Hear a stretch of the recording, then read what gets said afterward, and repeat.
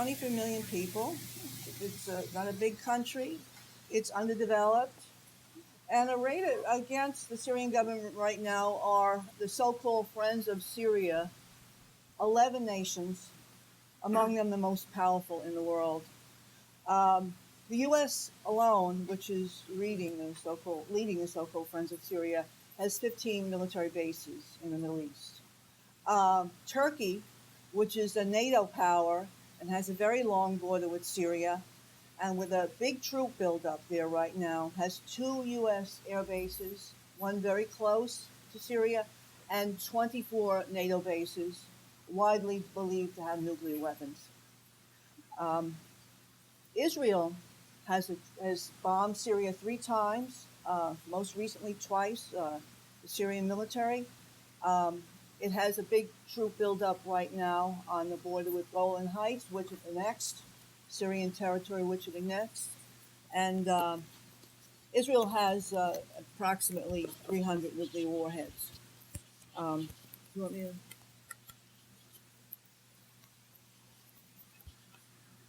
And it has one of the most sophisticated militaries in the world, thanks to the U.S. Jordan is on the other border. It's a U.S. satellite. It was a country that was created by the imperialists when Palestine was wiped off the map. The former king of Jordan was a known CIA agent.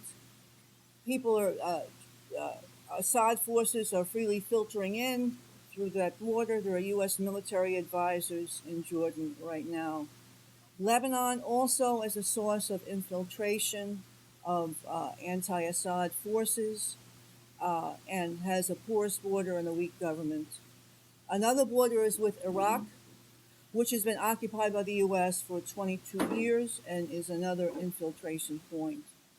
So that's the current situation. We have to look at Syria in light of that to begin with.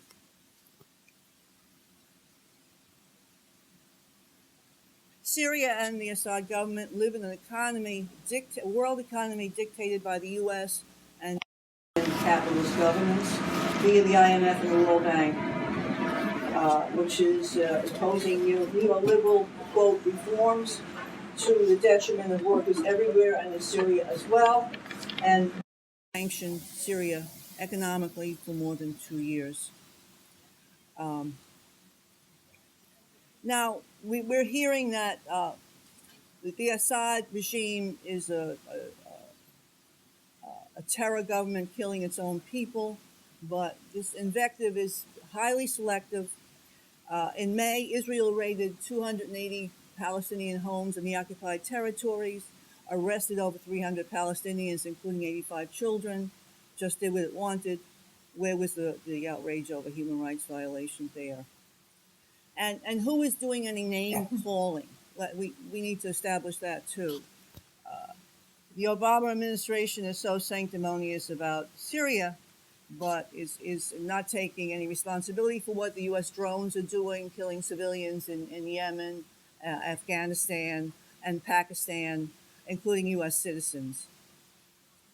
And what about the U.S. sanctions in Iraq between the 2 Iraq wars that killed over 500,000 people, most of them old people and children? There's plenty of name calling that can be done, and it's the imperialists, particularly the U.S., that's responsible for mass murder around the world. I think we have to start with that to see what the proportions are, what we're talking about here.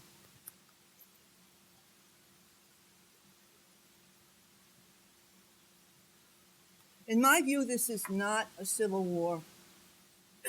It's certainly not a revolution in Syria, which some on the left say. It is a counter-revolution, an attempted counter-revolution in Syria. And the fighters are proxy for world imperialism and Israel. And for those who feel that this is a revolution, that they need to side against Assad, you need to stop and look and see whose side you are on. If you're standing on the same side with the Pentagon, with the U.S. government, something is wrong there.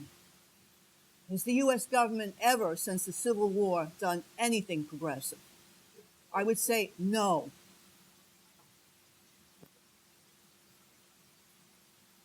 The U.S. and its NATO allies and regional clients are using the Arab Spring, which has not been able to develop a significant leadership. It's a mass movement, as a cover for a sea change in the Middle East, to destroy the current states as they exist, particularly those that are not completely subservient to them, and to re-carve up the area for their own purposes. To redraw the map as they did in the secret Sykes-Picot Treaty during World War I, when England and France created the borders in the Middle East. They want to do this in order not to have to go through governments, but to have direct, for the oil companies and others, to have direct access to the resources of the Middle East, with nothing going to the people there. This is underway. For instance, in the New York Times on June 3rd, there was an article about how in Iraq, which this has been done to already, the U.S. oil giants are even bypassing their own puppet Iraq government and buying oil from the semi-autonomous Kurdish regions because they're weaker and they get a higher rate of profit there. They want to do that to the entire area. They've done it to Libya. And this is their plan right now. They may have other plans. They may wind up, having a no-fly zone or whatever, but let's not mistake it. This is what they're doing right now. They're destroying or trying to destroy the governments that or have any independence in the Middle East and destroy them one by one and on the installment plan.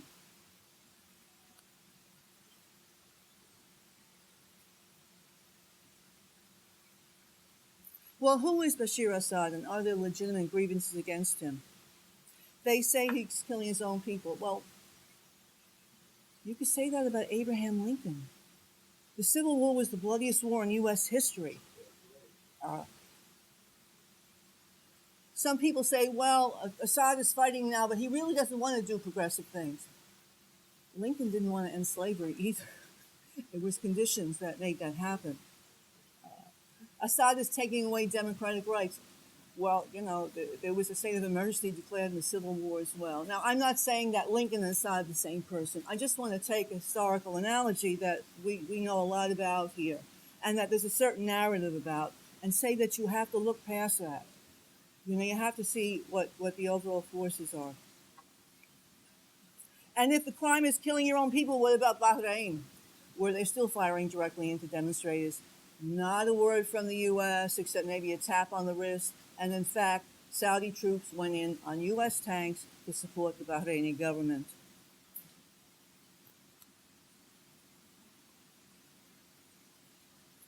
And how about a lack of civil rights? How about Saudi Arabia? The U.S. is one of its most famous and closest clients, where women aren't even allowed to drive cars. So those alone are not the issues. Now, the Assad government is not the best, and it's not the worst. Certainly, Assad is not a revolutionary. But one thing that you can see now is that the Assad family, which has ruled for 40 years, and any time that one family rules for 40 years, there's going to be legitimate grievances, has kept Syria together. And the imperialists are trying to tear it apart right now. Everybody says, well, the Middle East is Muslim and it's monolithic. It's not. Particularly Syria and the Levant area. I know Barbara knows that, that our families find their roots there. Mine's a Lebanese Christian. It's a mosaic. There are about 20 different religious, ethnic, cultural groups in Syria. And some of them are very charming. They go back for thousands of years, And for many, many years, there's been cultural mores that keep the groups together. I mean, there's been times when people have fought, no doubt about it. But people don't know, like in some towns, there are days when the Catholic priest goes to the minaret and does the call to prayer. There are churches where Muslim families for hundreds of years have been traditional holders of the keys that open that church.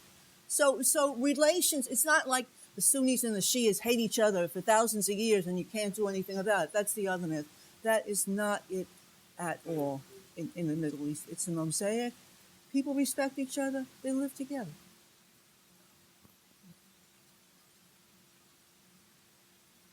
So the current government has maintained that and kept it together. The Assad regime has protected the Palestinians. The Palestinians in the camps of Syria have the best living conditions of any Palestinians in camps in frontline states. The worst being my country of origin, Lebanon. Terrible. Um, I lost my place.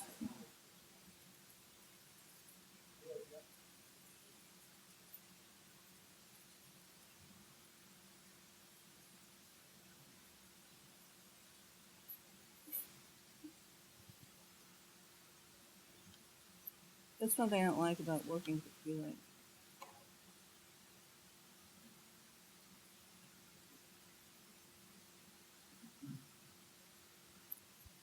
And the government has stood up against Israel consistently in the last period, mainly because Israel is annexed the Golan Heights and Syria wants it back. But there are legitimate grievances, most particularly the neoliberal economic policies that the U.S. imposed in 2005, which the Syrian government went along with. And thousands, tens of thousands were laid off, and people's standard of living went way down. But that's not why the U.S. and these 11 countries are against Syria. That's why Syria has eroded its popular base. That's why there's legitimate grievances. Uh, uh, the imperialists against Syria for all the good things that it has done, not for this bad thing that it's done, which is eroding the mass base of its population. So you have to separate that out as well. So who is the opposition? The leadership is all from the outside. Uh, Agents of the West are calling the shots. It's been said repeatedly that the opposition is hopelessly divided and fighting among themselves for booty. I don't even have to document that. That appears every other day. One of the original leaders, Burhan Bahulian of the Syrian National Council, told the Wall Street Journal, great revolutionary publication, that he would open Syria up to the West, end Syria's strategic relationship with Iran and with Lebanese and Palestinian resistance, and realign Syria with the regime to the Gulf. The head of the Syrian National Coalition right now is an American, Ghassan Hito, an American. I think that says a lot. They couldn't even get a Syrian at this point to front for them. The opposition has no political program, no real goals, and it's relying on the Takfiri groups, al-Nusra in Syria, for its military gains at the moment. The Takfiri, that's what they're called in the Middle East. They are unpredictable. They come out of a political climate of despair. They are financed by the U.S. indirectly through Syria and Qatar. Al-Qaeda, al-Nusra are Takfiri groups. They're like a group from the Middle Ages that the U.S. brought into existence and made a power through support. There's no objective reason for them to exist other than that.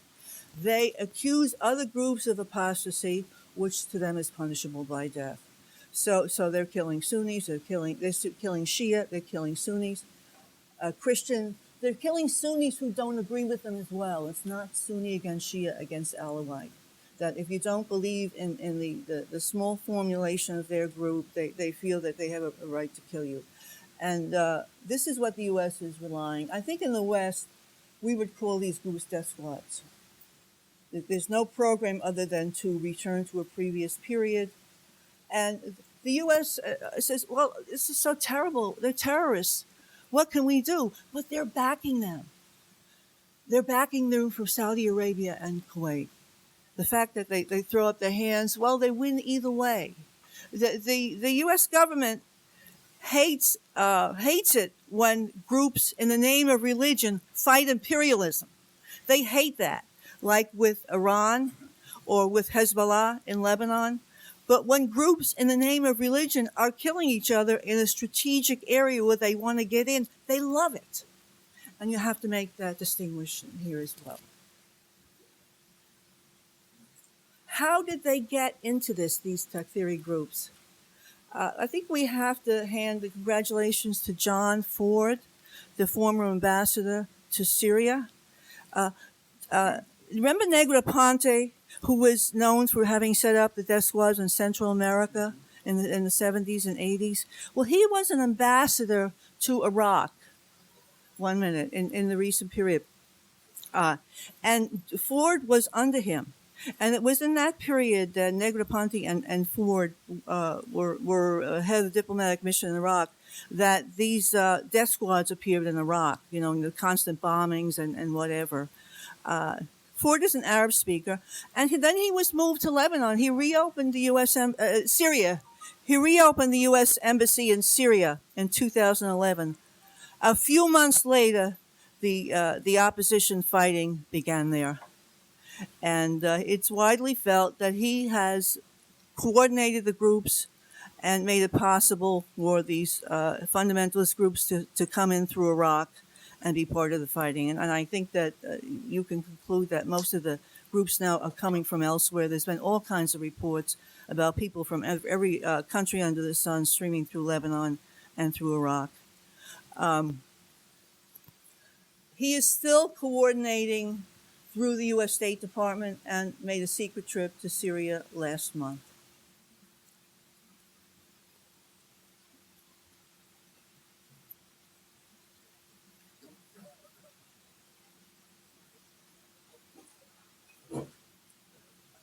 So I'm going to sum it up quickly.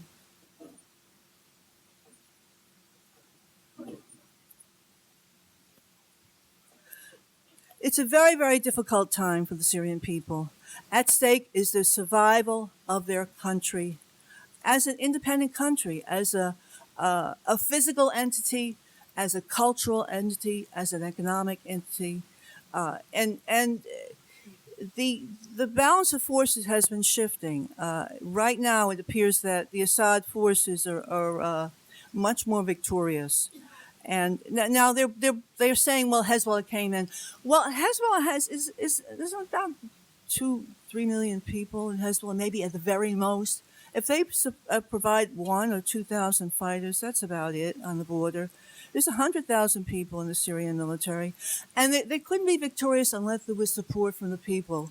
Now, I think originally there were Syrians who felt that the opposition was there to defend them in their legitimate economic grievances against the Assad government. But I think that Syrians are seeing more and more clearly that they will have no economic rights at all in a dismembered Syria, and are siding with the Assad regime against imperialism. And among them is the Syrian CP, which made a statement on this recently about the need to support the Assad government and fight with it in popular militias. There are popular militias in order to save Syria and as a country, which is what is at stake now. And also at stake right now is the strategic alliance between Syria, Hezbollah, and Iran.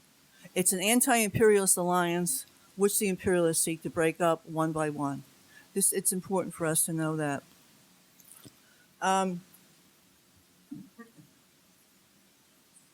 They also wanted to break away Hamas, which was part of this coalition, and actually effectively did when the political leadership of Hamas, which was based for many years in Syria, moved to Qatar.